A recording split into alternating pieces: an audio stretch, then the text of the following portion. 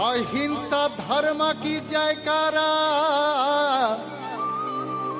सत्य धर्म की जयकारा, प्रेम धर्म की, करुणा धर्म की, वितराग की जयकारा।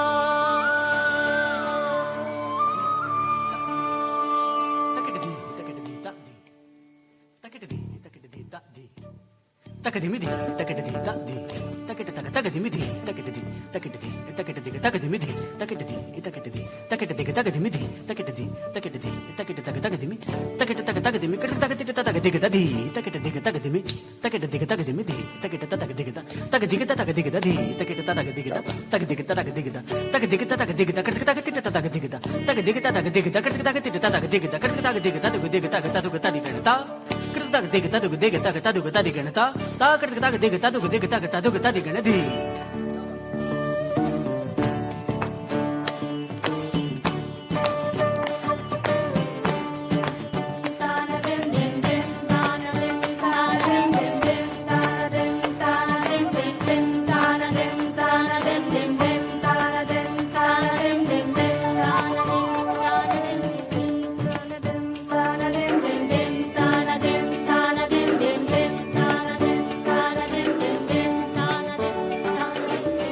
नमो नमो अरिहंताणम जयकारा बोलो नौकारा, नमो नमो नम सिद्धाणम बोलो जयकारा बोलो नौकारा, बोलो नौकारा, बोलो नौकारा, बोलो नौकारा।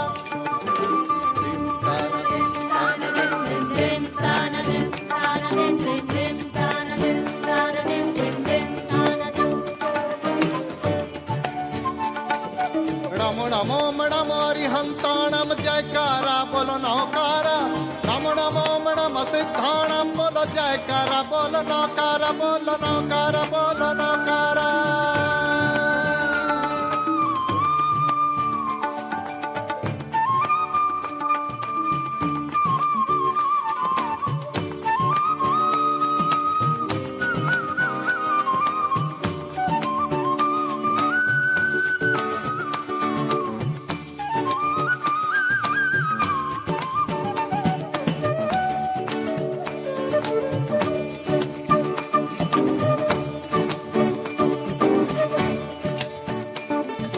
नमो नमो नमो आयरियाणम जयकारा बोलो नौकारा, नमो नमो नमो वत्सायनम जयकारा बोलो नौकारा, बोलो नौकारा, बोलो नौकारा।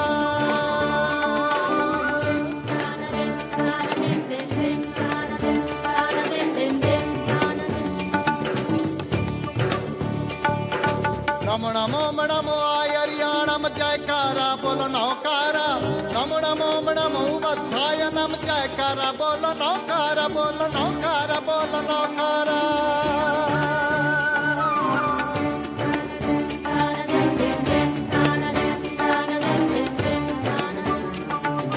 नमो नमो नमो लोय सप्त साहुणम जयकारा बोलो नौकारा, नमो नमो नमो लोय सप्त साहुणम जयकारा बोलो नौकारा, बोलो नौकारा, बोलो नौकारा।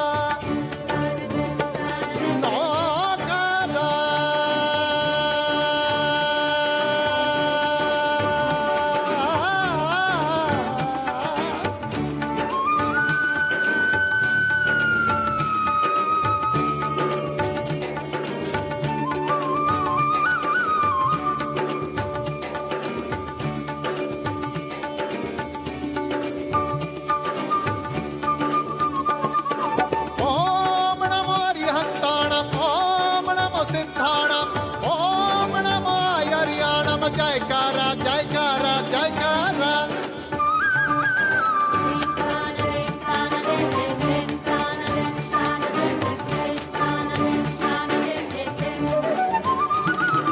ओम नमो वत्साय नम नमो लोय सप्त साहुणम जयकारा जयकारा जयकारा। ऐसो पक्षणम करो सब पाप पणासनो मंगलाणं च सप्तेसिं परमं हवै मंगलम्।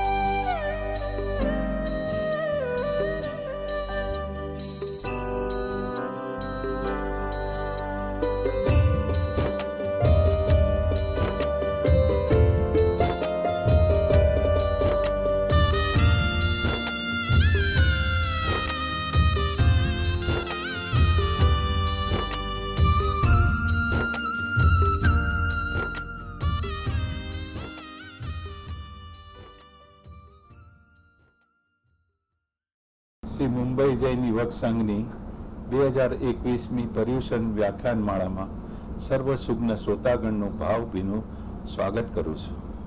ગયા વર્ષે કોરોના મહામારીના સમયમાં વર્ચ્યુઅલ જ થઈ હતી. એક વર્ષ પછી પણ સંજોગો વિપરીત જ રહેતા આપણે પ્રત્યક્ષ ના મળતા આજ પરોક્ષ જ મળવું રહ્યું. પરંતુ આપણી 87મી વ્યાખ્યાનમાળાની શૃંખલાને ના તોડતા પરોક્ષ તો પરોક્ષ મળવું તો રહ્યું જ. અને આજે પર્યુષણ પર્વનો પહેલો પાવન દિવસ આવી ગયો. આ વર્ષે આપણે 5 વ્યાખ્યાન પંચમહાભૂતના વિષય પર રાખ્યા છે. આશા છે કે શ્રોતાઓને ગમશે. થોડા નવીન વિચારવા લાયક મુદ્દાઓ તરફ આપ સૌનું ધ્યાન દોરવાનો નમ્ર પ્રયાસ કર્યો છે. શ્રી મુંબઈ જૈન યુવક સંઘ વતી આપ સર્વને આવકારી આજની વ્યાખ્યાનમાળાનો પ્રારંભ કરું છું. સૌ પ્રથમ પરમપિતા પરમેશ્વરને નમન કરું છું. સૌની કુશળતા ઈચ્છું છું. આ મહામારીના કપરા કાળમાં આપ સૌ સ્વસ્થ અને કુશળ રહો એવી પરમેશ્વરને પ્રાર્થના કરું છું. પર્યુષણ એટલે આત્મ જાગૃતિ તરફનું ડગ માંડવાનું પર્વ. પર્યુષણ એટલે આત્મ સાધનાનું પર્વ. પર્યુષણ એટલે આત્મસ્થ થવાનું પર્વ. બહાર અને બહાર ફરતા મનને આ લોકોત્તર પર્વમાં અંદર વળી સ્વનું અધ્યયન કરવાનું છે. આજના આપણા વક્તા છે પદ્મશ્રી ડોક્ટર કુમારપાળભાઈ દેસાઈ. ગયા વર્ષે 8 દિવસના 8 મનનીય વ્યાખ્યાન આપી સૌને જ્ઞાન રસમાં તરબોળ બનાવી દીધા હતા. તેમને આવકારું છું. તેમનો વિશેષ પરિચય આપવા માટે હું ભરતભાઈને વિનંતી કરું છું. ડૉક્ટર કુમારપાળભાઈ દેસાઈનો પરિચય આપવા માટે એક વ્યાખ્યાન આપવું પડે એવી એમની પ્રતિભા છે. ગુજરાતી ભાષી ભાગ્યે જ કોઈક એવી વ્યક્તિ હોય કે જેમણે કુમારપાળભાઈનું નામ ન સાંભળ્યું હોય અને એ નામથી પરિચિત ન હોય. જૈન સાહિત્યમાં મુઠ્ઠી ઊંચેલું નામ, વિદ્વાન, સાક્ષર અને સાહિત્યકાર જય બુખુના પુત્ર, બાપથી સવા બેટા એ પંક્તિને એમને સાક્ષાત્કાર કરી છે. શ્રી મુંબઈ જૈન યુવક સંઘ માટે તેઓ પરિવારજન સમાન છે. આપણી વ્યાખ્યાન માળામાં તેઓ અનેકવાર આવી ચૂક્યા છે.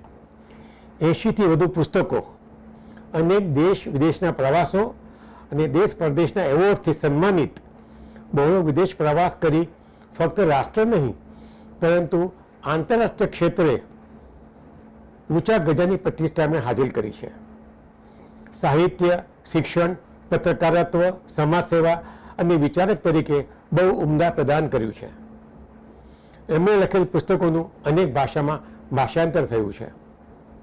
હાથ કંગન કો આરસી ક્યા એ કહેવત એમને સંપૂર્ણપણે લાગુ પડે છે.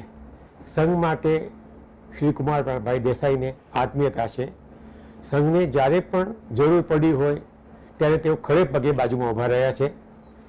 40 વર્ષથી આપણે ત્યાં આવે છે અને એમના કહેવા મુજબ શ્રી ધનનભાઈએ છે તેમને વ્યાખ્યાન કરવા માટે શ્રી મુંબઈ જૈન યુવક સંઘનું પ્લેટફોર્મ આપ્યું હતું. આપણા સૌ માટે એ આનંદ અને ગૌરવની વાત છે. શ્રી મુંબઈ જૈન યુવક સંઘના સુગ્ન શ્રોતાઓને એમનો ઘણો નિકટનો પરિચય છે. આ ઓળખ તો માત્ર ગાગરમાં સાગર સમાવી લેવાનો નમ્ર પ્રયાસ છે. કુમારપાળભાઈ, આપને સાંભળવા સૌ આતુર છીએ.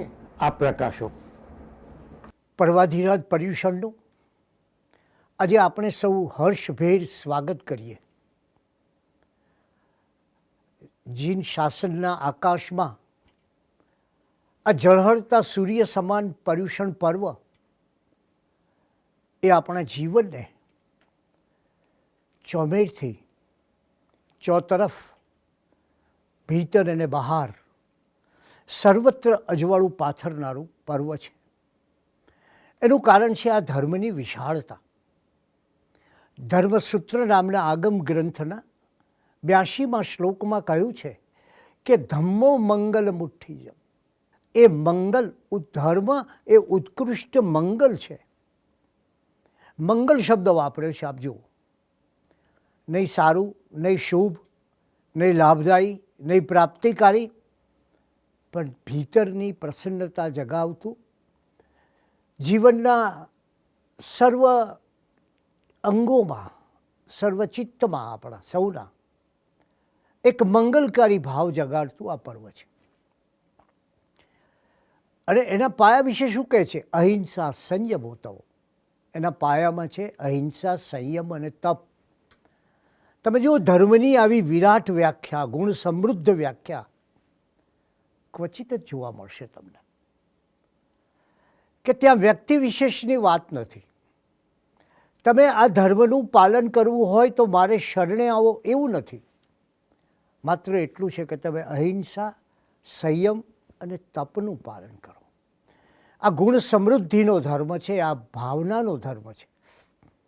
અને જીવનમાં જેવી એ ભાવનાઓ ઉગે, જીવનમાં જેવી એ ગુણ સમૃદ્ધિનો ભંડાર ભરાતો જાય, એમ આપણી ધાર્મિકતા વધતી જાય. અને વધે ત્યારે શું થાય? આ ધર્મસૂત્રની 82મી ગાથા એક અદ્ભુત વાત કરે છે. દેવાવી તમ નમન સંતિ જસ્સ ધમ્મે સાયામણો. જેનું આવા ધર્મમાં મન સંલગ્ન છે, લીન છે, ડૂબેલું છે, આચરણ કરનારું છે, એ કેવા છે? દેવાવી તમ નમન સંતિ. એવી વ્યક્તિને, એવા સાધકને સ્વયં દેવો પણ નમસ્કાર કરે છે. પર્વાધિરાજ પર્યુષણ પર્વ એ તો એક અતિ પ્રાચીન પર્વ છે. અને એટલું પ્રાચીન છે કે કદાચ આપણી કલ્પના પણ ન આવે. ભગવાન મહાવીરે રાજગૃહી નગરીની બહાર રાજા શ્રેણિકને આ પર્વ વિશે કહેતા એમ કહ્યું કે હે શ્રેણિક, પૂર્વે ગજસિંહ નામના રાજાએ, અગાઉ ગજસિંહ નામના રાજાએ સરસ આરાધના કરી પૂર્વ મહાવિદેય ક્ષેત્રમાં તીર્થંકર પદ પામીને મુક્તિ મેળવી હતી. આની સરસ આરાધના એ મુક્તિદાયી છે. એને મુક્તિ પદ મેળવ્યું હતું. અને ત્યારે આજે આપણે આ પર્યુષણ પર્વના સમયે કદાચ આપણા મનમાં એમ થાય કે શા માટે પ્રતિવર્ષ પર્યુષણ? આપણા ગ્રંથો એમ કહે છે કે ભોજન, ઔષધ અને અધ્યયન. ભોજન આજે લીધું, આવતીકાલે પણ લેવું પડે. ઔષધ આજે લીધું, આવતીકાલે પણ લેવું પડે. અધ્યયન આજે કર્યું, સતત કરતા રહેવું પડે. એમાં કદી પુનરુક્તિ દોષ હોતો નથી, પણ ગુણ છે. તો આ પર્વની આરાધનામાં પણ પુનરુક્તિ દોષ નથી, પણ ઇષ્ટ અને અનિવાર્યતા. શા માટે અનિવાર્યતા છે પર્વાધિરાજ પર્યુષણની? શા માટે એનું અધ્યયન વારંવાર કરવું પડે છે? એનું કારણ છે પર્યુષણ એ આપણા જીવન પર્યંત ચાલતો એક આત્મશુદ્ધિનો યજ્ઞ છે. અને એટલે એ તમે આત્મશુદ્ધિ જેમ જેમ સેવતા જાઓ તેમ તેમ તમને પ્રાપ્તિ થતી જાય, અધ્યાત્મની પ્રાપ્તિ થતી જાય. અને એટલે સૂત્ર કૃતાંગ સૂત્રે બહુ સરસ વાત કરી છે, દિવેવ ધમ્મમ. ધર્મ એ તો દીપક છે. આપ જુઓ, એક ભયંકર અંધારા ઓરડામાં બેઠા હોઈએ અને ક્યાંક ખૂણામાં કોઈ એક દીપક પ્રગટાવે અને આપણે જાણીએ છીએ આખા ઓરડામાં અજવાળું થઈ જાય. ક્યાંક કોઈક દીપક પ્રગટાવે ને એનો પ્રકાશ પડતા જ આપણે સૌ જાણીએ છીએ કે પેલો અંધકાર ક્યાંક દૂર નાસી જાય. તમે તપાસ કરો, ક્યાં ગયો અંધકાર? તમને અંધકાર નહીં મળે. આપણા ગ્રંથોએ કહ્યું. સૂત્ર કૃતાંગ સૂત્ર નામના આગમના 3જા અધ્યાયની 4થી ગાથામાં બહુ સ્પષ્ટપણે કહ્યું કે દિવેવ ધમ્મમ. ધર્મ છે એ દીપક જેવો છે. અને જેમ દીપકનો પ્રકાશ આપણા જીવનમાં આવે એટલે આપણા જીવનમાં આખું પરિવર્તન થઈ જાય, એવી રીતે ધર્મના પ્રકાશથી આપણા જીવનમાં પરિવર્તન થઈ જાય છે. પણ આ ગ્રંથોએ આપણને એ પણ કહ્યું છે કે જીવનમાં 5 સ્થાનો એવા છે કે ત્યાંથી તમને ધર્મની પ્રાપ્તિ થતી નથી. પહેલું છે અહંકાર. જુઓ, પર્યુષણમાં આ 5 સ્થાનો, આ 5 અવરોધોને પાર કરવાનું છે. પહેલું છે અહંકાર. બાહુબલીના અહંકારની તમને ખબર છે. બીજું છે ક્રોધ. ગજસુ કુમારનું જીવન વાંચો અને તમને એ ક્રોધની જે કડવા ફળ છે એનો ખ્યાલ એ ગજસુ કુમારમાં આવશે. ત્રીજું છે પ્રમાદ. ભગવાન મહાવીરે સતત કહ્યું કે જીવનમાં અપ્રમાદનું સેવન કર. એમ કહેવાય કે જૈન ધર્મનો એક બહુ માર્મિક સિદ્ધાંત આ છે કે ભગવાન મહાવીર ગૌતમને કહે છે કે હે ગૌતમ, પળનો પણ પ્રમાદ ન કરીશ. જેમ બૌદ્ધ ધર્મનું એક સૂત્ર છે સમ્યક સ્મૃતિ, જેમ મહામહોપાધ્યાય યશોજીજી મહારાજે કહ્યું છે મોહમલ્લ સામેનું યુદ્ધ, જેમ કબીર અને નાનકે સુરતાની વાત કરી છે, જેમ શ્રીમદ ભગવદ્ ગીતાએ સ્વરૂપાનુસંધાનની વાત કરી છે, એ જ રીતે આ દિવસો એ અપ્રમાદના દિવસો છે. રોગ અને આળસ આ વસ્તુઓ આવે એટલે આપણા જીવનમાંથી પર્યુષણ પર્વની જે ભાવનાઓ આવવી જોઈએ એ ન આવે અને દુર્વૃત્તિ દાખલ થઈ જાય. એટલે પર્યુષણનું કામ શું છે?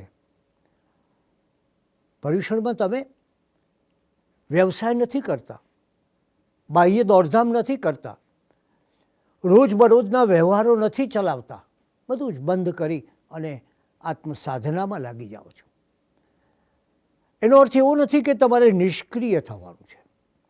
પર્યુષણ આપણને કહે છે સંયમમાં પ્રવૃત્તિ, ધર્મમાં પ્રવૃત્તિ, આત્મામાં પ્રવૃત્તિ. આજ સુધી બાહ્યમાં પ્રવૃત્તિ થઈ, તારા આત્માની તો તે કોઈ ખોજ કરી નહીં. આ પર્યુષણ કહે છે કે આ બાહ્યથી નિવૃત્ત થઈને ક્યાંક આત્મામાં છે. અને એટલે જ પર્યુષણનો એક અર્થ છે પરિઉષ્ણા, અને પરિઉષ્ણાનો અર્થ છે કે તમારા આત્માની નજીક જઈને વસવું.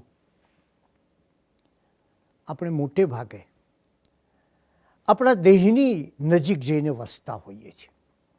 મારા દેહને કેમ સુખ રહે, મને કેમ આનંદ આવે, મારું કેમ મનોરંજન થાય, મને કેવો સરસ સ્વાદિષ્ટ ભોજન મળે. બસ આખો દિવસ માણસના જીવનમાં આપ જુઓ તો એનો મોટા ભાગનો સમય 90% સમય દેહની આસપાસ જતો હોય છે. અહીંયા ગયા અને મારા દેહને બહુ પ્રતિકૂળતા લાગી, અહીંયા ગયા અને મારા દેહને બહુ સુખ લાગ્યું. તમે જુઓ, દેહનું સુખ, દેહનું દુઃખ, દેહની અનુકૂળતા, દેહની પ્રતિકૂળતા, બસ આપણે આ દેહની આસપાસ ફેરફૂદરડી ફરતા હોઈએ. અને ત્યારે પર્યુષણ આપણને જગાડે છે, આ દેહની તારા ભીતરની નજીક જા, તારા આત્માની નજીક જા. પરી વત્તા ઉષ્ણા એનો અર્થ એ છે કે એ તમને બતાવે છે કે આ તારા પૂદગલ પિંડમાં એક અમૃત તત્વ પડેલું છે અને તું જોઈ શકતો નથી. આ પર્વાધિરાજ પર્યુષણની આરાધના સમયે એ તારા પૂદગલ પિંડમાં રહેલા પેલા અમૃત તત્વને જુઓ. આપ જાણો છો, કોઈની પણ પાસે, કોઈ પણ વ્યક્તિ પાસે બે અંશ છે, એક મર્ત્ય અને બીજો અમર્ત્ય. આ મર્ત્ય એ દેહ છે અને અમર્ત્ય એ આત્મા છે. તો પર્યુષણ એ તમને સંદેશ આપે છે કે આ મર્ત્યની ચિંતા છોડીને, આ મર્ત્યની આસના વાસના છોડીને, આ મર્ત્યની આળ પંપાળ છોડીને, આ મર્ત્યના સુખનો વિચાર છોડીને તમે આ અમર્ત્ય તરફ જાઓ, જે મૃત્યુ પામવાનું નથી, જે સદૈવ આત્મા એ તમારો સદાકાળનો છે, એ આત્માની પાસે જાઓ, એ તમને આજે કહે છે. અને એને માટે સૌથી જરૂરી છે, ભગવાને બહુ સરસ કહ્યું છે ઉત્તરાધ્યાયન સૂત્રના 2 અધ્યાયની 3જી ગાથામાં, શ્રદ્ધા પરમ દુર્લભા. શ્રદ્ધા એ અત્યંત દુર્લભ છે. આપણને શ્રદ્ધા હોવી જોઈએ, ધર્મ તત્વોમાં શ્રદ્ધા હોવી જોઈએ. આપણી શ્રદ્ધા છે ને એ સતત ક્યાં તો ફરતી રહે છે, અને ક્યાં તો આપણી શ્રદ્ધા પ્રયોજન સાથે જોડાયેલી હોય છે. મને આ સંતાનની પ્રાપ્તિ આપે, મને આ ધનની પ્રાપ્તિ આપે, મને આ પ્રમોશનની પ્રાપ્તિ આપે, બસ એની સાથે આપણી આ શ્રદ્ધા જોડાયેલી હોય છે. અને એવી શ્રદ્ધા જેને આપણે ફરતી શ્રદ્ધા કહીશું. અને આપણે ક્યાં શ્રદ્ધાને સમજીએ જ છીએ. મારે આપને એમ કહેવું છે કે આપ કોઈ વિમાની મુસાફરી કરતા હો, પ્લેનમાં જતા હો, અને પ્લેનમાં જતા હો ત્યારે આપે ક્યારેય એવું કંઈ જોયું છે ખરું કે એક માણસ નીચે ઊભો રહીને એમ કહે કે અત્યારના ગ્રહો ખરાબ છે, હું પ્લેનમાં બેસીશ નહીં? ના, અને છતાં આપણે આવા ગ્રહોમાં અપાર શ્રદ્ધા રાખીએ છીએ.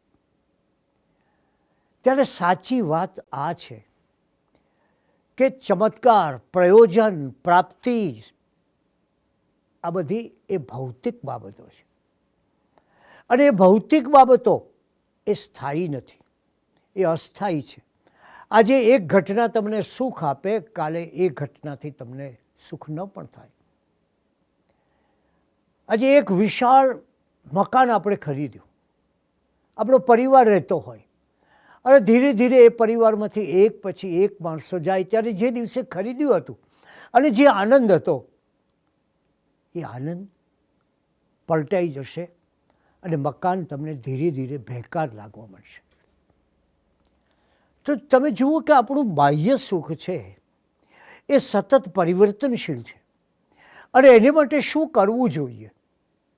એને માટે આપણી પાસે ભગવાને કહ્યું કે શ્રદ્ધાના નયન જોઈએ. અને શ્રદ્ધાના નયન એટલે શું?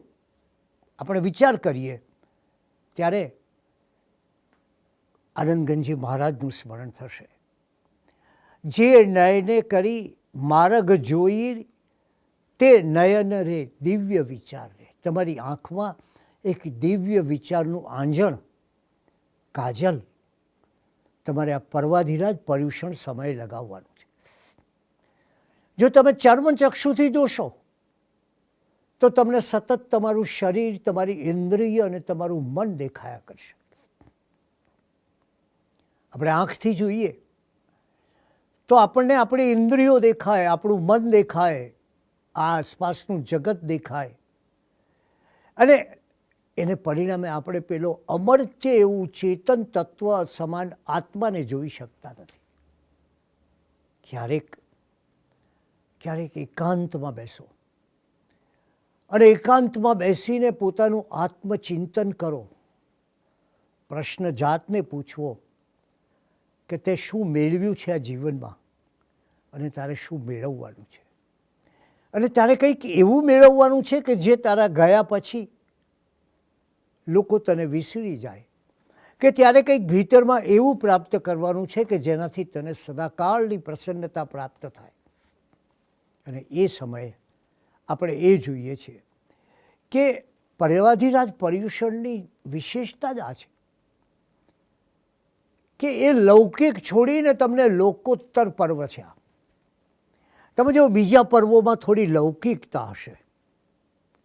શીતળા સાતમના ભાવમાં આપણને શીતળા માતાની ઉપાસનાની વાત હશે. ગૌરી પૂજન હોય કે લક્ષ્મી પૂજન હોય તો આપણને કોઈ સારો પતિ પ્રાપ્ત થાય કે પછી લક્ષ્મી પ્રાપ્ત થાય, એનો એક વ્યવહારિક અને સાંસારિક હેતુ હશે. ક્યાંક વિસ્મય હશે, અગ્નિ પૂજા હોય, સૂર્ય પૂજા હોય. ત્યારે આ બધા લૌકિક પર્વો છે જે તમને આ લોકની બાબત આપે છે. પણ મારે તમને લોકોત્તર પર્વની વાત કરવી છે.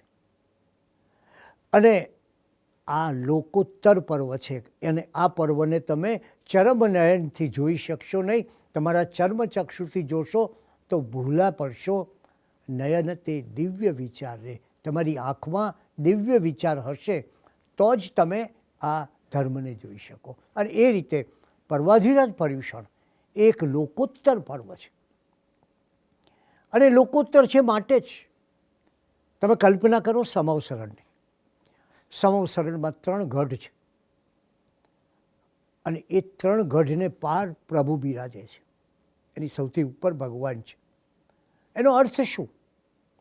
એનો અર્થ એ કે આપણે આપણા જીવનમાં મન, વચન અને કાયાના 3 ગઢ વિંધીને આગળ જઈએ તો આપણને આપણા આત્મદેવના દર્શન થાય.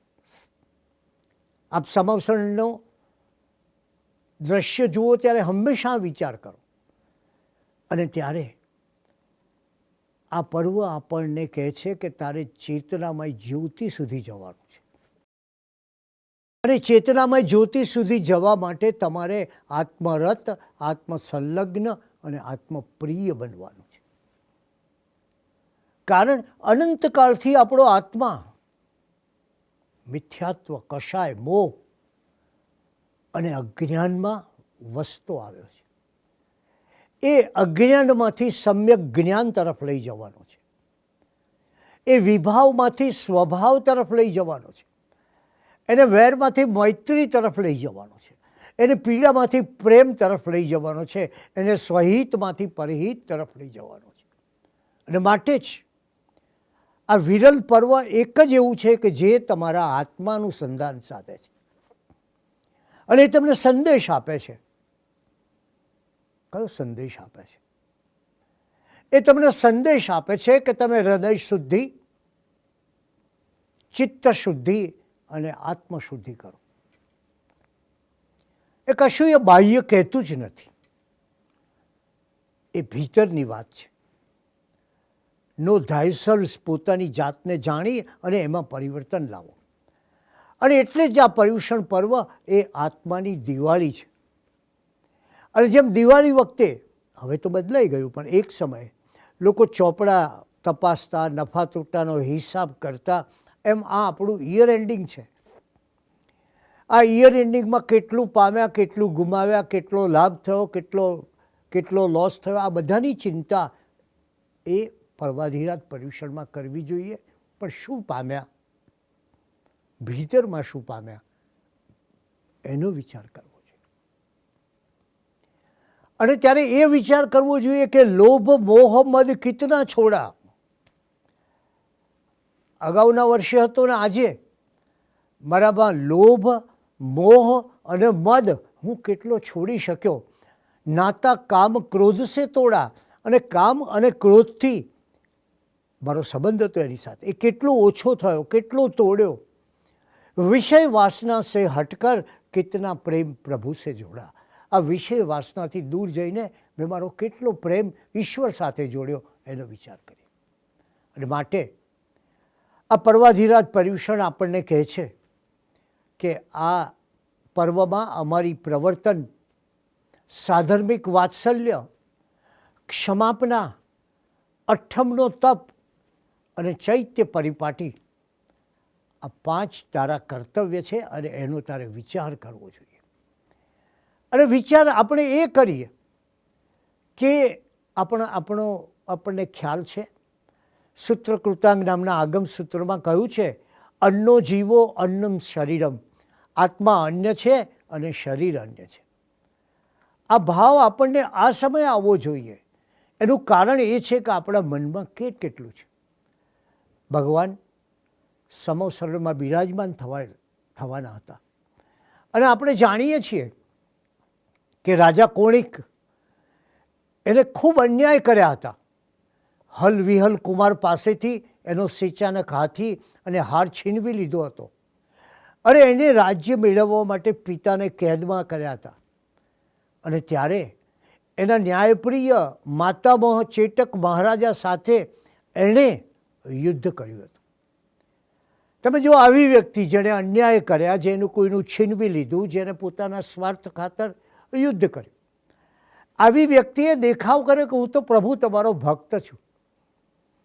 અને જ્યારે પ્રભુને પૂછ્યું કે પ્રભુ તમારા ભક્તની કઈ ગતિ થશે મૃત્યુ પછી, ત્યારે ભગવાને કહ્યું કે મને શું કામ પૂછે છે, તારા ભીતરમાં રહેલા આત્મદેવતાને જ પૂછને. આ આત્મદેવતાની આરાધનાનો અવસર છે. ભગવાને તો સત્ય કહ્યું કે તારા આ કારણે તારી 6ઠ્ઠી નરક ભૂમિમાં તારો વાસ થશે. પણ ત્યારે આપણે એ જ વિચારીએ કે આપણે હવે આ પર્વાધિરાજ પર્યુષણ સમયે શું કરીશું. આપણે એ કરીએ કે આપણા જીવનમાં એક નવી ઉષા ઉગે. આપણા જીવનમાં આ પર્યુષણના 5 કર્તવ્યોની આરાધના શરૂ થાય અને આપણા જીવનમાં એક નવો પ્રકાશ આવે.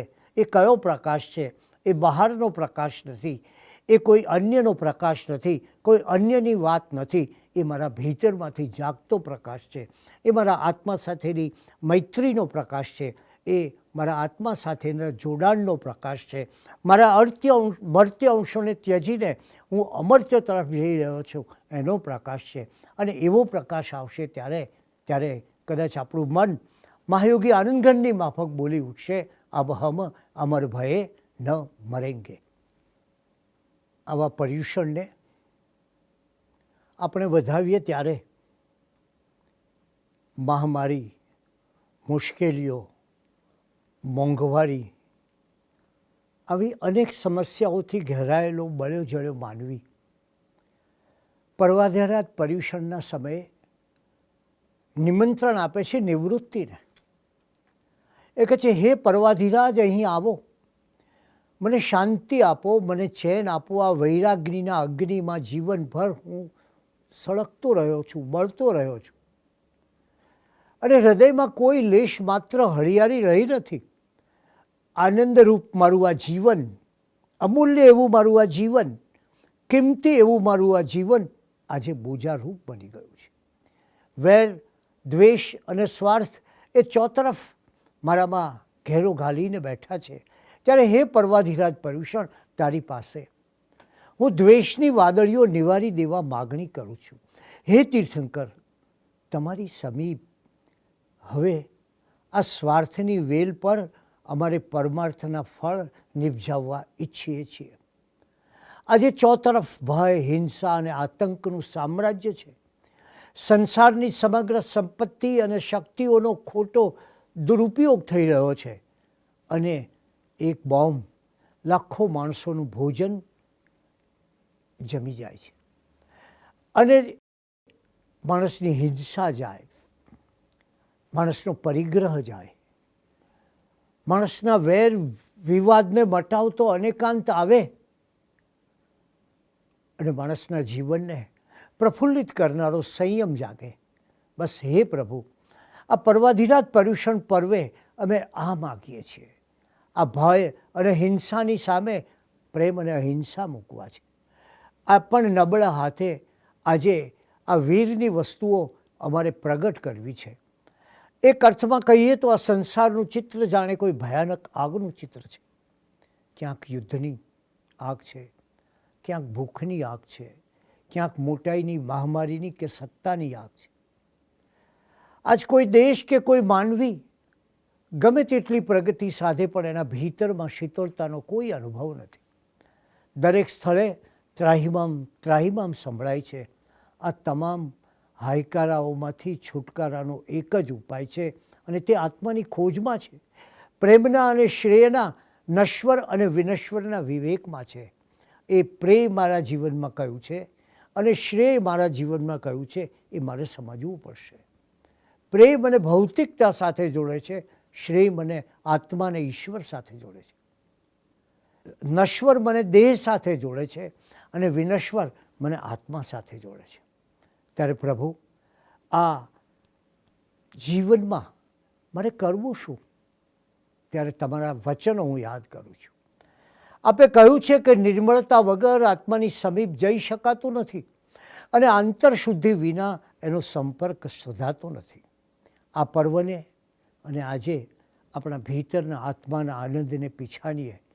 પર્યુષણનો એક અર્થ છે મનનું પ્રદૂષણ દૂર કરે તે પર્યુષણ.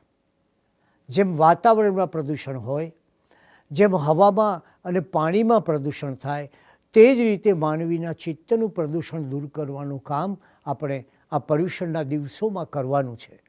આજે બાહ્ય પ્રદૂષણનો ઘણો વિચાર ચાલે છે, ચિંતા સેવાય છે. જગતના અસ્તિત્વ પર ઊભો થયેલા ખતરાની વાત કરવામાં આવે છે, પણ મારે આપણે એ કહેવું છે, માનવીના મનના પ્રદૂષણની વાત આ પર્યુષણ પર્વ સમયે વિચારવી જોઈએ. આત્માને ભોજન આપવાની વાત આજના સમયે વિચારવું જોઈએ. પર્યુષણનો બીજો અર્થ છે સમસ્ત પ્રકારે વસવું. એટલે કે સાધુજનોને ઉદ્દેશીને ચોમાસાના 4 મહિના એક જ સ્થળે સ્થિર વસવાટ કરીને ધર્મની આરાધના કરવી. પરંતુ એ પર્યુષણનો બીજો લાક્ષણિક અર્થ આપણે જાણીએ છીએ, એ આત્માની સમીપ રહેવું. આત્માને જીતવા માટે આત્માને જાણવું જરૂરી બને છે. એ આત્મતત્વને ઓળખવા માટે, પામવા માટે આરાધના, શાંતિ, નીરવતા, એકાંત જોઈએ. બાહ્ય પ્રવૃત્તિઓથી નિવૃત્તિ જોઈએ, અને ત્યારે એ આત્માની સમીપ જવા માટે હું આ પ્રયાસ કરીશ. અજ્ઞાનમાંથી સમ્યક જ્ઞાન તરફ જઈશ, સ્વહિતને બદલે પરહિત તરફ, અને વિભાવ દશામાંથી સ્વભાવ દશામાં આ લઈ જનારું પર્વ છે.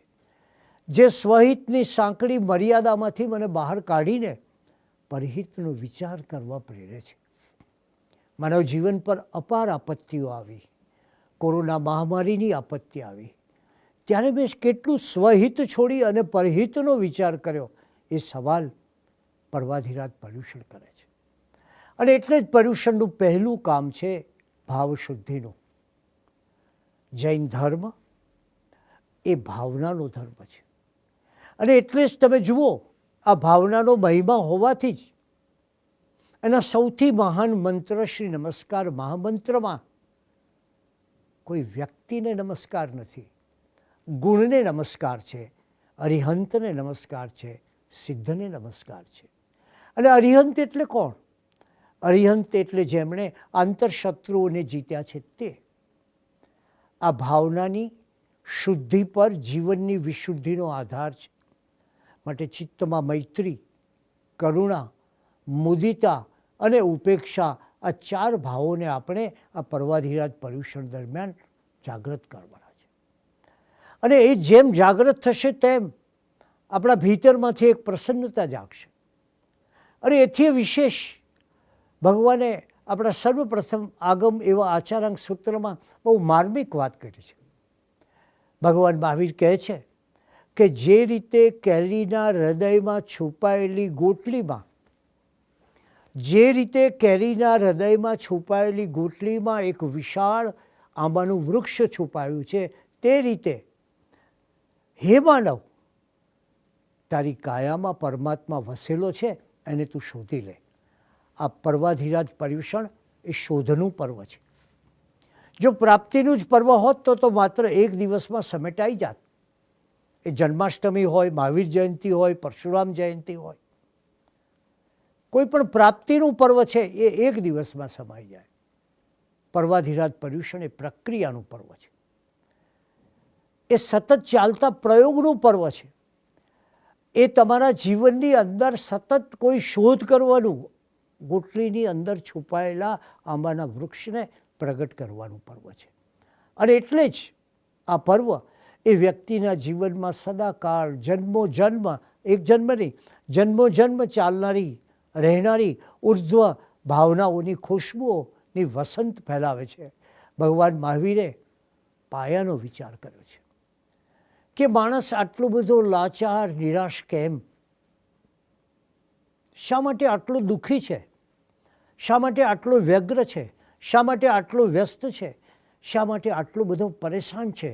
શા માટે આટલા બધા સ્ટ્રેસમાં જીવે છે?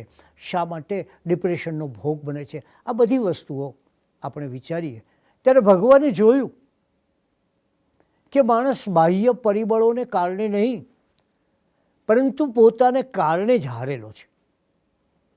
એનો પરાજય કોઈ બીજા શત્રુએ નથી કર્યો, એનો પરાજય એના ભીતરમાં રહેલી દુર્વૃત્તિઓએ કરેલો છે. અને માટે એની તૃષ્ણા, એની લાલસા અને એના મિથ્યાત્વને કારણે પરાજય થયો છે. ભગવાને આ પરાજયને વિજયમાં પલટાવવા માટે આપણને કયો માર્ગ આપ્યો? આપણને માર્ગ આપ્યો સંયમ, અહિંસા અને મૈત્રીનો અદ્ભુત માર્ગ આપણી સમક્ષ આપ્યો.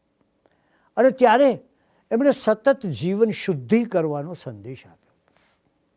આ શુદ્ધિનું પર્વ છે, શુદ્ધિનો પ્રયોગ છે.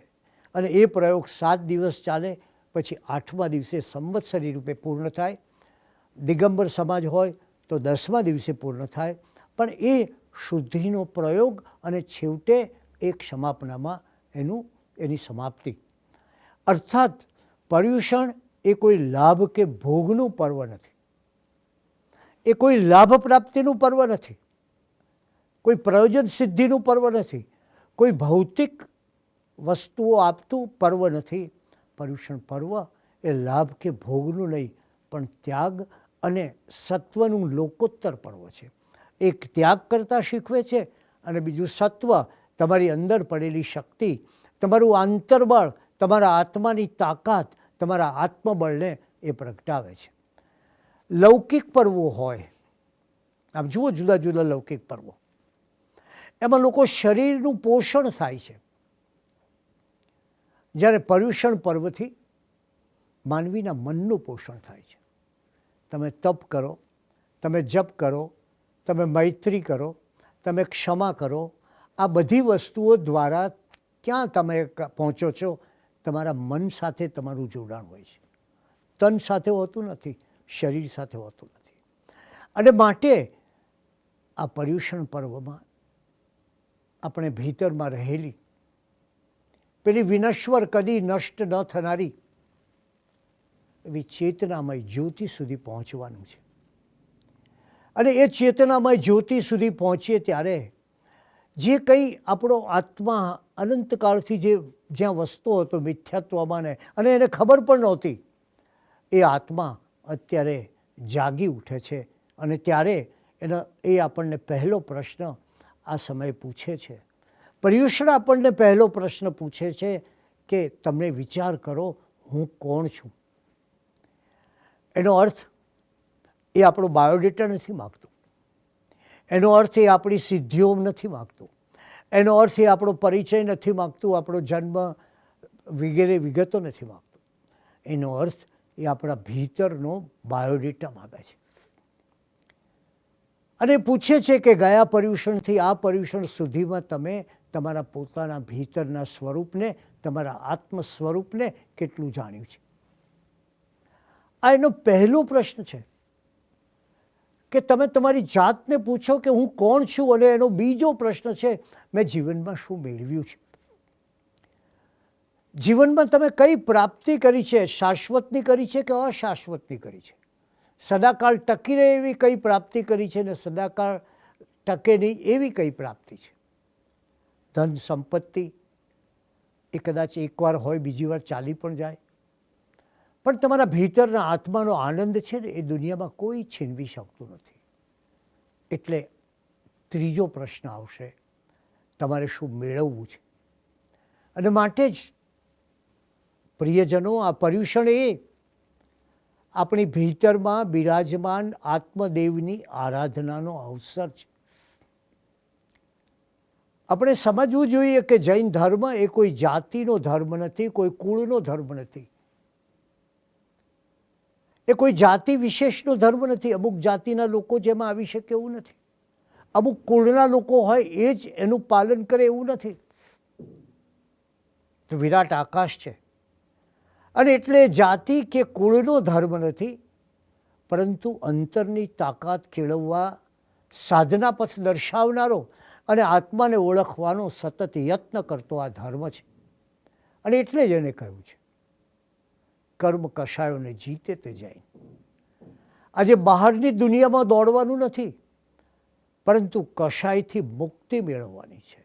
કશ એટલે સંસાર અને આય એટલે વૃત્તિ. કષાયના કિલ્લામાં કેદ વ્યક્તિ જન્મ મરણની પરંપરા ભોગવે છે ત્યારે પર્યુષણ પર્વ એને કહે છે, ત્યારે પર્યુષણ પર્વ એને કહે છે, અરે એને હાકલ કરે છે, એને પોકાર કરે છે, તારા જૈનત્વને જગાડીને જન્મ મરણની પરંપરાને વધારનારા કષાયના કિલ્લાની કેદમાંથી તું મુક્ત બન. અને એવે સમયે મુક્ત બનવા માટે શું કરીશું? મને 10 વૈકાલિક સૂત્ર નામના આગમની ગાથા યાદ આવે છે. અને બહુ સરળ ઉપાય બતાવ્યો છે. ધર્મ એ પાલનની ચીજ છે. ધર્મ એ કોઈ આપણા મગજને ગૂંચવી નાખે એવી વાત નથી. અને તમે જુઓ કે 10 વૈકાલિક સૂત્રની અંદર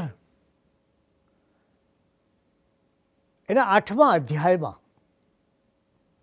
ભગવાને શું કહ્યું છે? શું કરવાનું છે તમારે?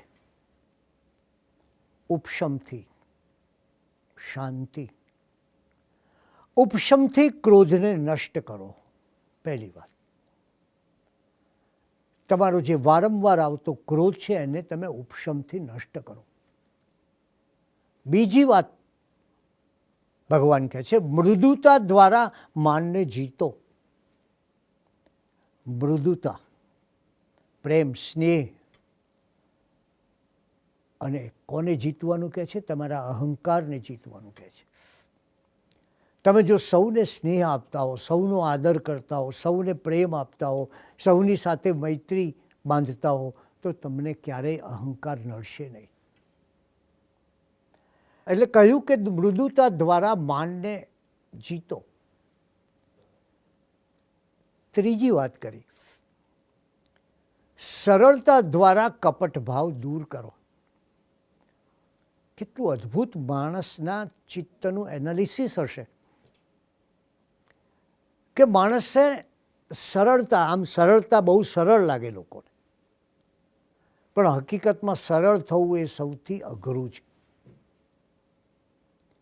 માણસ પદે પદે, ક્ષણે ક્ષણે, વાતે વાતે કોઈ બનાવટ કરતો હોય, કોઈ ખોટું બોલતો હોય, કોઈ જુઠ્ઠું બોલતો હોય, કોઈ કારણસર બોલતા હોય ને વિના કારણે બોલનારા પણ તમને મળશે. અને ત્યારે સરળતા દ્વારા તમારા મનમાં કપટ, તમારા મનનો પ્રપંચ, તમારા મનમાં છેતરવાનો ભાવ એને દૂર કરો. અને છેલ્લી વાત કહે છે ભગવાન, ચોથો મુદ્દો, આ પર્યુષણના 4 પગથિયા છે જે આરાધના આપણે કરવાની છે, એના લોભ પર વિજય મેળવો. પણ કઈ રીતે કહે છે? સંતોષ વડે લોભ પર વિજય મેળવો. જીવનમાં સંતોષ લાવો. અને સંતોષ લાવવાની સાથોસાથ શું કરો? પર્વાધિરાજ પર્યુષણ આપણને કહે છે આત્મજાગૃતિ. પહેલાં તમારી ભીતર તરફ નજર કરીને જાગૃત થાઓ. તમારા અંદરના સ્ટોર રૂમને જુઓ, ત્યાં શું મામલો છે, એને આત્મજાગૃતિ કહે છે ભગવાન. બીજી આત્મ ઓળખ. તમારી કોઈ ઓળખ છે ખરી? આ ઓળખ એટલે શું?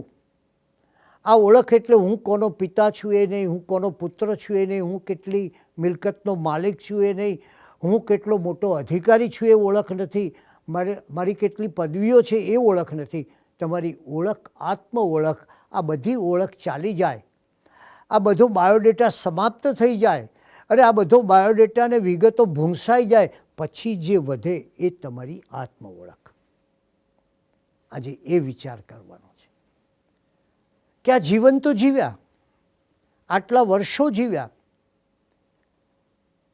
પણ આપણી પોતાની કોઈ ભીતરની ઓળખ ખરી? અને બીજી વાત છે આત્મ ઓળખની. અને ત્રીજી વાત છે, બહુ સરસ વાત છે, ત્રીજી વાત છે આત્મ આનંદની. તમારા ભીતરમાં કેટલો આનંદ છે, કેટલો પ્રેમ છે. એટલે આત્મ જાગૃતિ, આત્મ ઓળખ અને આત્મ આનંદ. તમારો આત્મા બસ આનંદ મસ્તીમાં મહેકતો છે કે પછી તમે શોગિયું મોઢું લઈને, જગત આખાનો ભાર લઈને, વૃત્તિઓથી કચડાઈને, કશાયોથી પીડાતા બસ એમને એમ જીવન પૂરું કરો છો. વર્ષો વીતતા જાય છે, ઉંમરનો આંકડો વધતો જાય છે અને ધીરે ધીરે વાર્તા પૂરી થતી જાય છે. ત્યારે પર્યુષણ પર્વનો આ આદેશ છે. અને આ આદેશ છે એટલે જ પર્યુષણ પર્વે કહ્યું કે તમે જગતના સૌ જીવો સાથે મૈત્રી બાંધો. માટે જ ક્ષમા યાચનાની વાત કરી.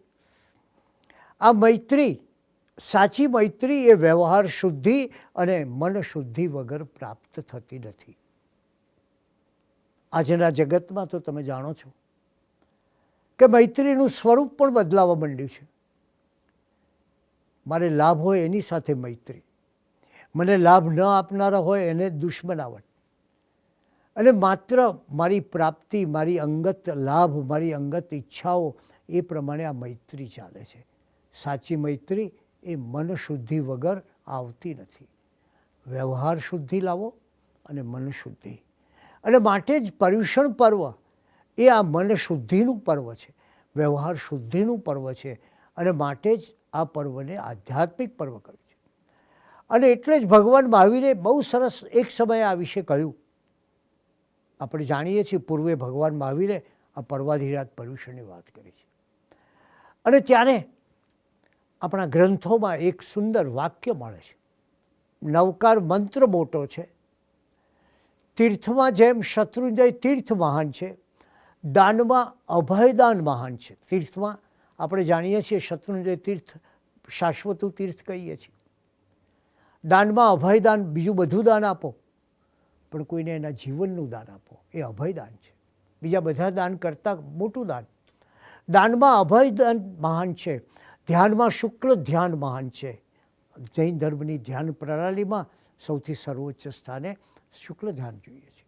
રત્નમાં ચિંતામણી રત્ન મહાન છે, એમ પર્વોમાં પર્યુષણ પર્વ મહાન છે. અને એટલે આ પર્વ એક એવું વિરલ પર્વ છે કે એ પર્વ એ ઉત્સવનું પર્વ નથી, બાહ્ય ઉત્સવનું પર્વ નથી, અંતર અવસરનું પર્વ છે. પર્યુષણ એ બાહ્ય યાત્રા નથી, પણ અંતર યાત્રાનો એક પ્રવાસ છે.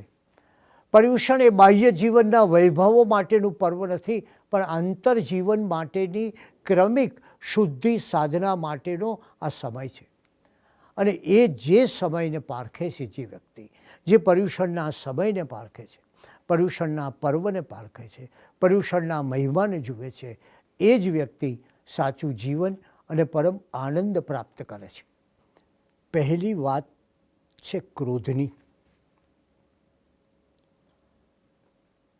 જૈન ધર્મમાં, આપણા ગ્રંથોમાં, આગમ ગ્રંથોમાં ક્રોધની ઘણી વિસ્તૃત ચિકિત્સા કરવામાં આવી છે.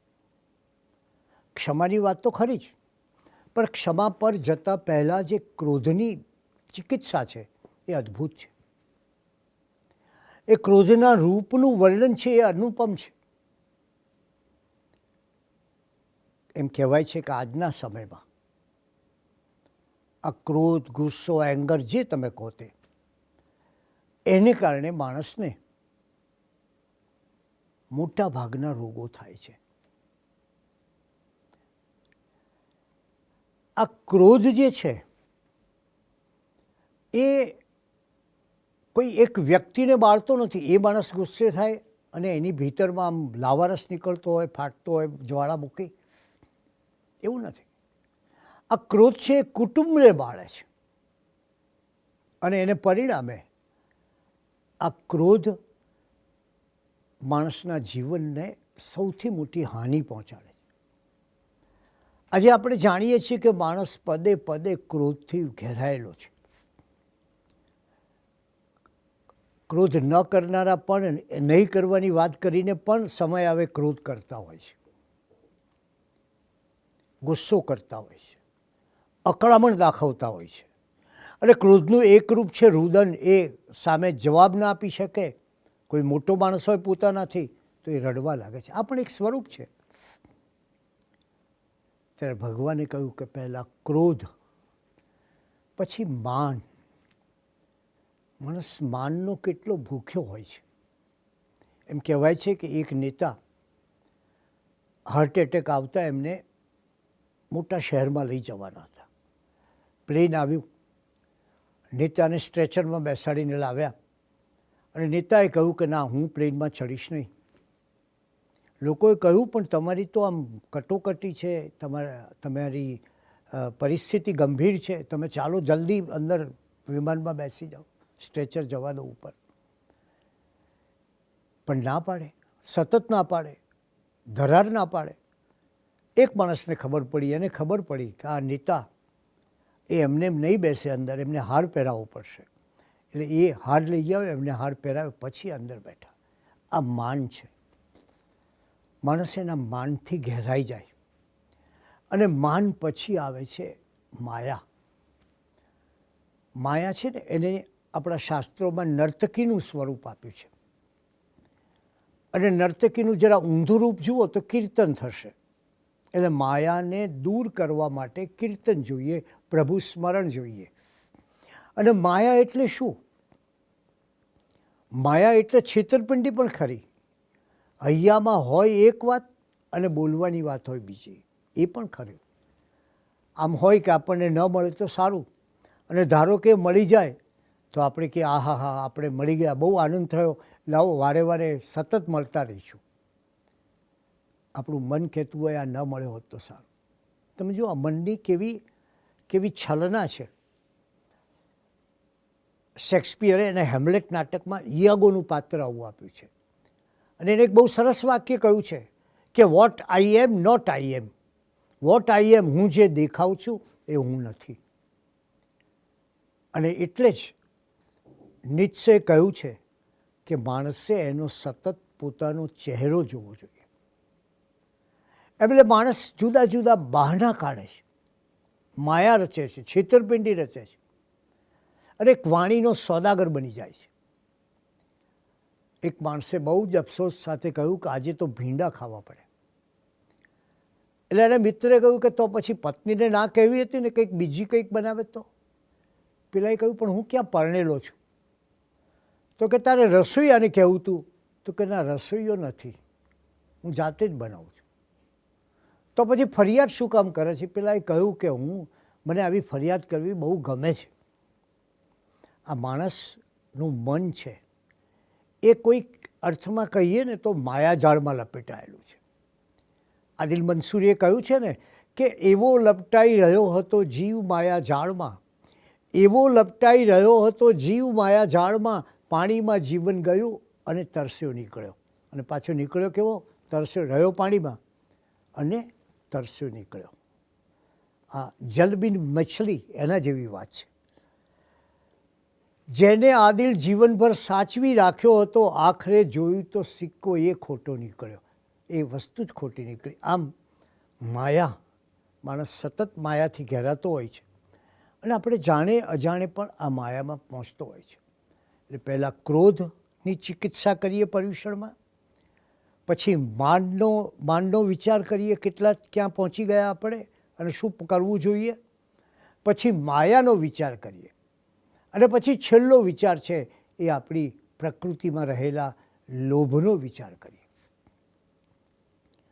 ભગવાને કહ્યું છે કે લોભ એ સર્વગુણોનો નાશક છે. વિચાર કરો, આપણી સ્પૃહા, ઈચ્છા, તૃષ્ણા, ઝંખના, આસક્તિ અને એ લોભ, મેં આપણે કહ્યું તેમ લોભો સર્વ વિનાશણો, લોભ એ બધા સદ્ગુણોનો નાશ કરનારો છે એવું પરમાત્માએ 10 વૈકાલિક સૂત્રના 8મા અધ્યાયમાં કહ્યું છે. અને તમે સ્થાનાંક સૂત્રમાં વિચાર કરો, સ્થાનાંક સૂત્રના 2જા અધ્યાયમાં આપણને પરમાત્મા કહે છે લોભ કેવો છે તને કલ્પના નહીં આવે, કારણ કે એ તને બીજે દોડાવે જશે. ભગવાન કહે છે લોભ એ મુક્તિ પંથનો અવરોધક છે. સૂત્રકૃતાંગ નામના આગમનું સ્મરણ કરો અને એના પહેલા અધ્યાયમાં ભગવાન કહે છે કે નિર્ભીક સ્વતંત્ર વિચારના સિંહ પણ મસ્તીથી, નિર્ભીક, ભય વિના, સ્વતંત્ર, ઈચ્છા થાય ત્યાં જનાર, એવો સિંહ પણ માંસના લોભથી જાળમાં સપડાય છે. અને માટે આ લોભમાં માણસ ડૂબી જાય છે. જૈન દર્શનની વિશેષતા એ છે કે મનુષ્યની દુર્વૃત્તિની વાત કરે છે ને સામે સદવૃત્તિની વાત કરે છે. નેગેટિવ ને પોઝિટિવ બંને આપે છે. આ લોભ આવો છે અને સાથે ભગવાને કહ્યું લોભમ સંતોષવો જીણે, લોભને સંતોષથી જીતી લો. કઈ વસ્તુથી? આ લોભને પરિણામે માયા જાગે, માયા ધારા પ્રમાણે થાય. આપણે માયા કરી હોય, છેતરપિંડીને ફાવી ગયા એટલે માન જાગે. આપણે કેટલા હોશિયાર એવી લોકો વિચાર કરે. માયા નિષ્ફળ જાય, છેતરપિંડી નિષ્ફળ જાય તો ક્રોધ જન્મે. એટલે કહ્યું છે, બહુ સરસ ભગવાનની આ વાણી છે, કેટલી સરળ છે, કેટલી હૃદયસ્પર્શી. ભગવાને કહ્યું કે જેમ ઈંડામાંથી બગલી થાય અને બગલીમાંથી ઈંડું થાય, ઈંડામાંથી બગલી થાય અને બગલીમાંથી ઈંડું થાય, તેમ મોહમાંથી તૃષ્ણા અને તૃષ્ણામાંથી મોહ જન્મે છે. આ બધાને એકબીજા સાથે દુર્વૃત્તિઓને દોસ્તી છે અને એ દોસ્તીને કારણે આ પરિસ્થિતિ થાય છે. માણસનો લોભ, મોહ. એમ કહે છે કે મહાયોગી આનંદગંજી પાસે રાજા અને રાણી આવ્યા. રાજાએ કહ્યું કે યોગીરાજ, અમારી પાસે બધું જ છે અને છતાં કશું નથી. કારણ અમારે સંતાન નથી. અને સંતાન નથી એટલે પછી આ ગાદી ઉપર કોણ બેસશે એનો પ્રશ્ન છે. આપ કંઈક એવા આશીર્વાદ આપો, આપ કંઈક એવા આશીર્વાદ આપો કે અમને સંતાન થાય. આ મસ્ત યોગી આનંદગન મેં તો કંઈક એક ચિઠ્ઠી કાઢીને અંદર લખી નાખ્યું. એટલે રાણીએ એનું માદળિયું બનાવી એને ગળામાં રાખ્યું. થોડે સમયે પુત્ર થયો. રાજાના આનંદનો પાર ન રહ્યો કે વાહ, પેલા યોગીરાજના આશીર્વાદને પરિણામે મારે ઘેર પુત્ર અવતર્યો. એટલું જ નહીં, આ રાજ્યને એનો વારસ મળ્યો. આ ગાદીને, આ સિંહાસનને એનો ભવિષ્યનો રાજા મળ્યો. અને આનંદભેર રાજા રાણી સુવર્ણના અલંકારો, ભેટ સોગાદો લઈ અને આ યોગી પાસે ગયા. આ યોગી એના ઉપર એક તુચ્છ નજર કરી અને કહ્યું કે આવું કશું ન હોય મારે. આ યોગીને આવું કશું ન હોય. પણ રાજાએ કહ્યું આપના આશીર્વાદથી, આપના આશીર્વાદથી આ શક્ય બન્યું છે. આનંદઘને કહ્યું કયા? અરે કે આપે જે ચિઠ્ઠીમાં મંત્ર લખીને આપ્યો હતો એનું આ પરિણામ છે અને એને કારણે મારે પુત્ર પ્રાપ્તિ થઈ છે. આનંદઘને કહ્યું કે એમ? ઓહો, બતાવો મેં શું મંત્ર લખ્યો હતો. પેલું માદળિયું લોકેટ ખોલ્યું અને એમાં आनंदगंज लखेलू कि राजा की रानी को लड़का हुए तो भी आनंदगन को क्या और नहीं हुए तो भी आनंदगन को क्या. आ निस्पृहता है. अरे ये निस्पृहता એ પર્યુષણમાં આપણે જોવી પડે અને માટે જ આવી નિસ્પૃહતા, જાતને જાણવી, શક્તિને જાણવી, તીર્થંકરોની ગાથા સાંભળવી એવો આ જૈનત્વને જગાડવાનો દિવસ છે. અને એવા દિવસે આપણે આ ક્રોધ, મોહ, માન, માયા, કષાય એનાથી દૂર જઈને સામયિક પ્રતિક્રમણ, ઉપવાસ, પૂજા, આયબિલ જેવા કર્તવ્યોમાં જઈએ છીએ. અને ત્યારે આપણે શું કરીશું? ત્યારે આપણે એ એક નવું પ્રભાત આપણા જીવનમાં આવે, એક નવો આનંદ આપણા જીવનમાં આવે, એક નવી પ્રસન્નતા આપણા જીવનમાં આવે. ધર્મ શું આપે છે? પ્રસન્નતા. પણ કેવી પ્રસન્નતા? સદાકાળ ટકે એવી પ્રસન્નતા. ધર્મ શું આપે છે? નશ્વર જીવનમાં વિનશ્વર વાતો. આપણા ક્ષણિક જીવનને સદાનું જીવન શાશ્વત કરનાર કોઈ હોય તો એ આ ધર્મ ભાવના છે. પર્યુષણ પર્વ એ શાશ્વતનું પર્વ છે. આપણા જીવનમાં એક એવી શાશ્વતીની પરિસ્થિતિ સર્જાય કે જ્યારે જીવનમાં દરેક આવેગો શમી ગયા હોય અને જીવન માત્ર પ્રસન્નતાથી જીવાતું હોય. એ જ ભાવના, એ જ આશય સાથે આજે સૌને જય જિનેન્દ્ર.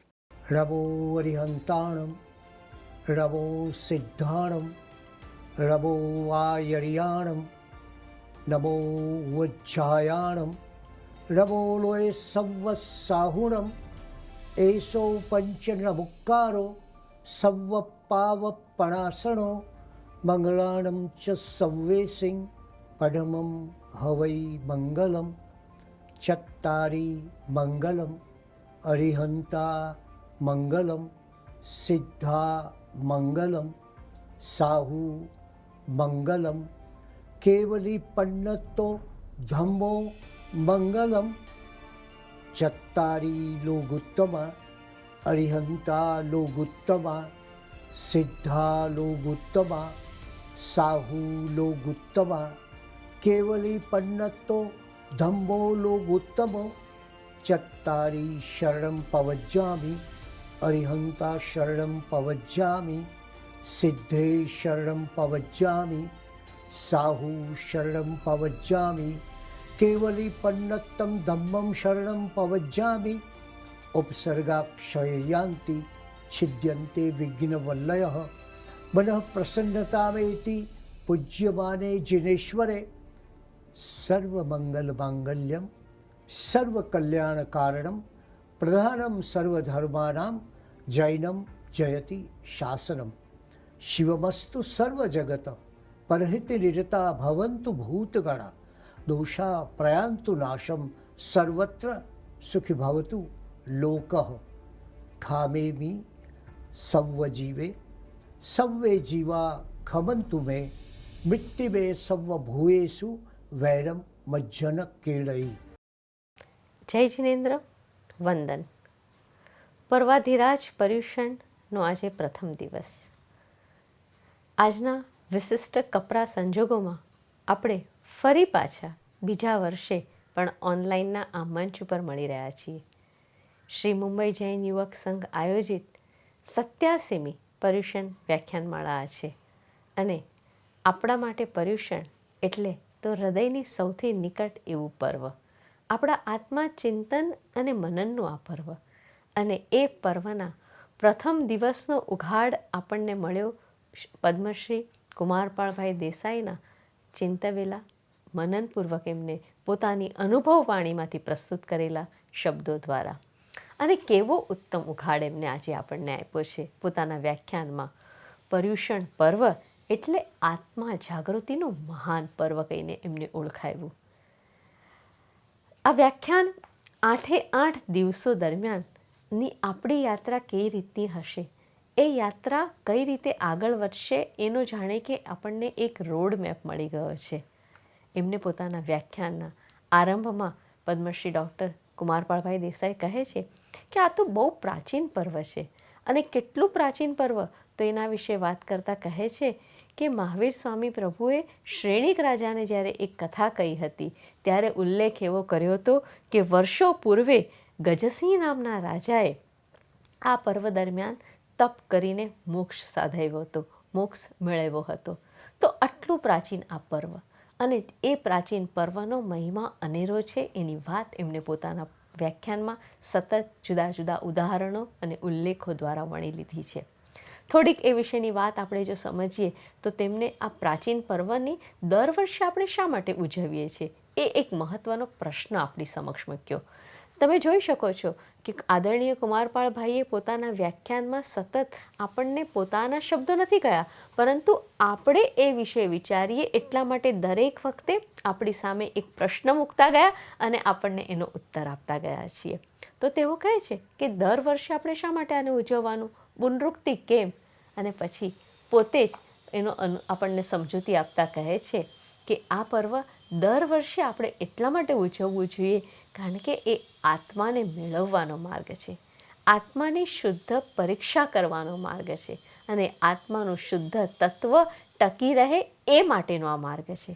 અને એટલા માટે આપણે સતત દર વર્ષે આ પર્વની ઉજવણી કરવી જોઈએ અને સતત એ આત્મશુદ્ધિને આપણી અંદર સેવવું જોઈએ, એ સેવતા રહેવું જોઈએ.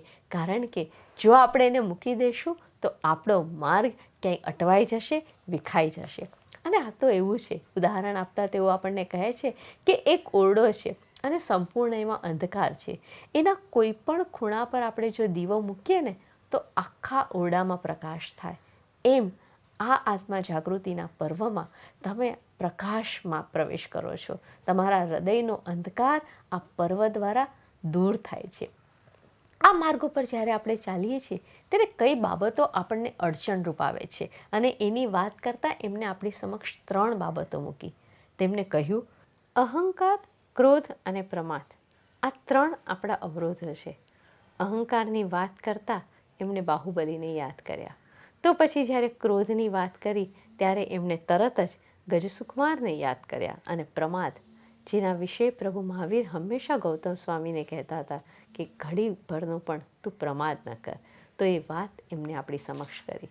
ત્યારબાદ તેઓ આપણને પર્યુષણનો અર્થ સમજાવતા કહે છે કે આપણે આ દેહની અનુભૂતિને છોડીને, ભૌતિક અનુભૂતિને છોડીને આત્માની અનુભૂતિ તરફ આગળ વધવાનું છે.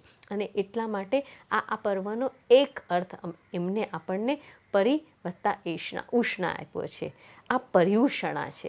તો પૂતગલમાં રહેલા જે અમૃત તત્વ છે એ અમૃત પર્વને આપણે જોવાનું છે, એ અમૃત તત્વને આપણે પામવાનું છે.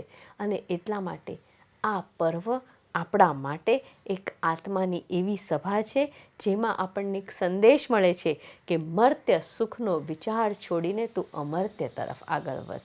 એ વાત એમને આપણને કરી.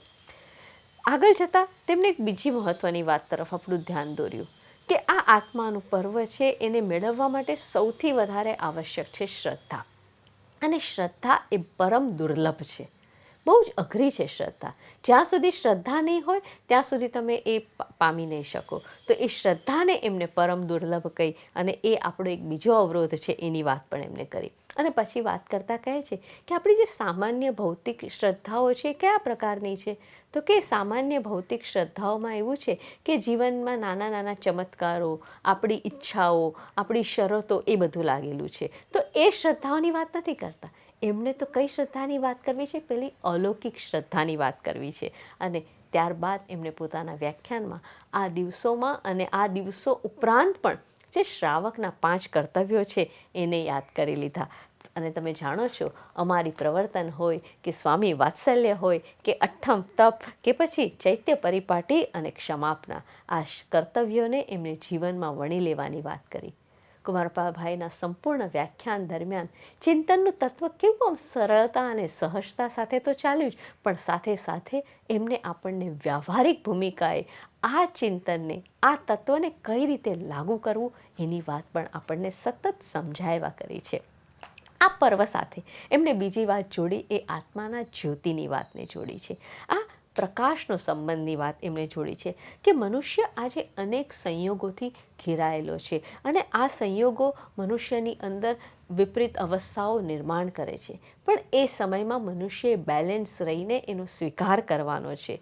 કેટલીક હિંસાઓ જે અંદર થાય છે એનાથી મનુષ્યએ મુક્ત થવાનું છે, એ વાત પણ એમને કરી. અને ભીતરમાં આપણે આપણી ભૌતિકતામાં ન ખોવાઈ જઈએ, પરંતુ આપણા ભીતર દ્વારા આપણે આપણા આત્મ સુખમાં, આત્મ તેજમાં ખોવાઈએ, અને ત્યારે પર્યુષણના પહેલા દિવસનું એમને આપેલું આપણું ચિંતન ફળશે એવી આશા એમને આપણી સમક્ષ રજૂ કરી છે. કુમારપાળભાઈ પોતાના વ્યાખ્યાનમાં પર્યુષણ દરમિયાન આપણે પ્રવૃત્તિને ઓછું કરીને નિવૃત્તિ તરફ જવાની વાત કરે છે.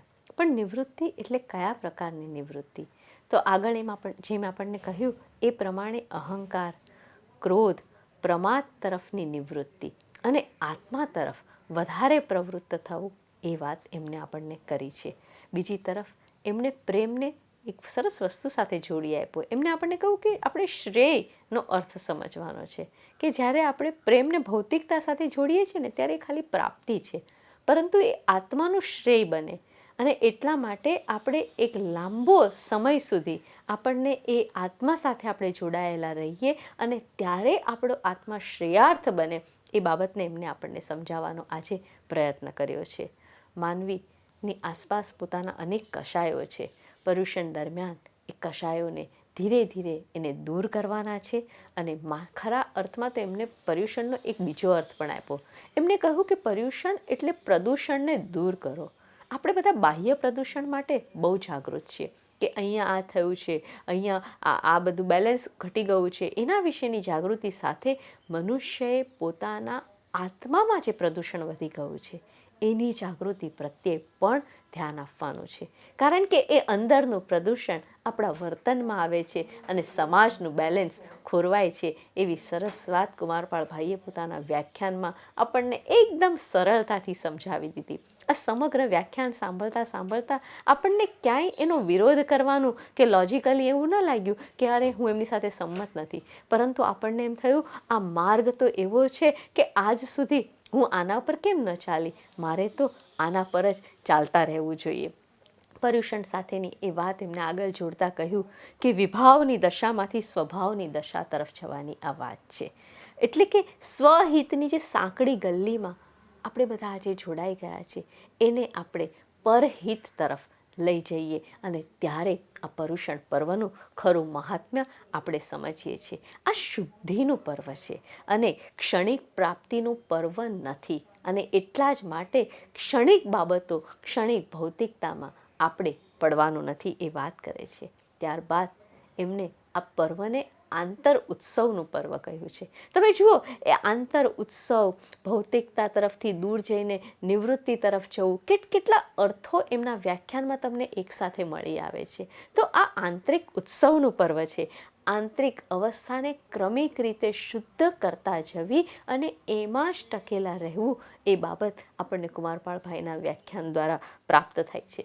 અને ત્યાર પછી એમને એક સરસ વાત કહ્યું કે ક્રોધ તો આપણને અટવાવે છે, માયા આપણને નીચે પછાડે છે, અને ત્યાર પછી માયાનું સ્વરૂપ કેવું કહ્યું તો કે નર્તકી જેવી છે આપણને. પરંતુ એક સરસ વાત અહીંયા તમને રસ પડે એવી કુમારપાળભાઈ કહે છે કે નર્તકીનું જો તમે ઊંધું કરશો ને તો કીર્તન થશે, અને તમે એક કીર્તનમાં મગ્ન બની જાઓ, તમે કીર્તનમાં મસ્ત બની જાઓ, તો આપોઆપ તમે તમારા જે આત્માનો ઉત્સવ છે એમાં આપોઆપ મગ્ન થઈ જશો. અને શેક્સપિયરના ઇયાગોને કુમારપાળભાઈ અહીં યાદ કરે છે.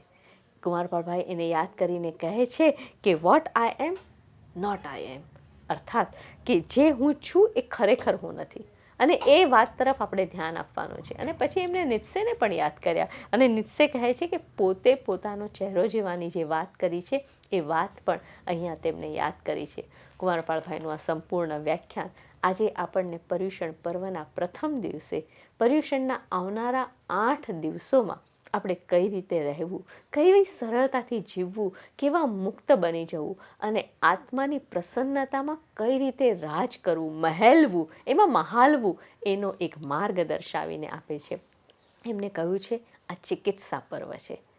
ક્રોધની ચિકિત્સા કરો, તમારા મનનો વિચાર કરો, તમારી માયાનો વિચાર કરો, તમારી જે લોભ પ્રકૃતિ છે તમારી, એ લોભ પ્રકૃતિનો તમે વિચાર કરો. અને એમને વચ્ચે આપણને દશવૈકાલિક સૂત્ર હોય કે પછી આચરાંગ સૂત્ર હોય, એવા કંઈક કેટલાય જૈન ગ્રંથોને તેમણે યાદ કર્યા છે. અને ટૂંકમાં તેઓ ફરી એમ કહે છે જીવનની પોઝિટિવિટીમાં તરફ વળવા માટે આ નાની નાની નેગેટિવિટીઓથી દૂર થાઓ. પર્યુષણ પર્વ દરમિયાન નહીં, પણ આમ પણ તમે દૂર થાઓ. પરંતુ આ દિવસ એવો છે, આ એક ક્ષણ છે, આ એક તક છે, અને જ્યારે તમે ફરી એકવાર નવી શરૂઆત કરવા જઈ શકો છો. તૃષ્ણા, મોહ, માયા તો તમને સતત અટવાયા કરશે, પરંતુ તમારે એમાંથી છૂટા થવાનું છે, તમારે એમાંથી મુક્ત થવાનું છે. એ વ્યવહારિક ભૂમિકાની વાત આજે પદ્મશ્રી કુમારપાળભાઈ દેસાઈના આ પ્રથમ વ્યાખ્યાનમાંથી આપણને પ્રાપ્ત થઈ છે. એમના શબ્દો માટે, એમની વાણી માટે, એમના આ ચિંતન માટે આભાર જેવો શબ્દ તો બહુ જ નાનો પડે.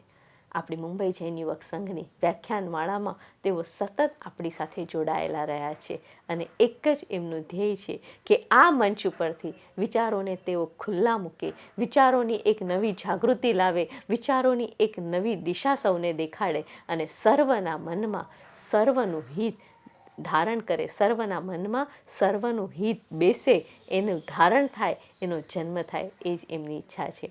પ્રથમ દિવસ છે આજે, અને એટલા માટે હું અહીં મારા પૂર્વસૂરી, મારા વડીલો શ્રી ધન્વંતભાઈને યાદ કરું છું, સાથે રમણભાઈનું પણ સ્મરણ કરું છું. અને એ સિવાય આપણા સર્વ કોઈ, ચીમનભાઈ, ચકુભાઈને, સર્વ પરમાનંદભાઈ, એ સર્વને યાદ કરીને એમને પણ વંદન કરું છું. આવનારા આપણા આ દિવસોની યાત્રા વધારે ને વધારે શુભ રહેશે, વધારે ને વધારે ચિંતનમયી રહેશે. એ વાત સાથે આપણે આજની વાત પૂરી કરીએ છીએ. આવતીકાલે ફરી પાછા આપણે મળીએ છીએ. આવતીકાલે શ્રી મુંબઈ જૈન યુવક સંઘના પ્રમુખ શ્રી નીતિનભાઈ સોનાવલ્લા વાત કરવાના છે પંચમહાભૂત કષાયોનો પ્રભાવ એ વિષય પર. તો ફરી પાછા આવતીકાલે મળીએ. એ પૂર્વે સર્વમંગલ્ય માંગલ્ય સર્વકલ્યાણ કારણમ પ્રધાનમ સર્વધર્માણમ જૈનમ જયતિ શાસનમ જૈનમ જયતિ શાસનમ.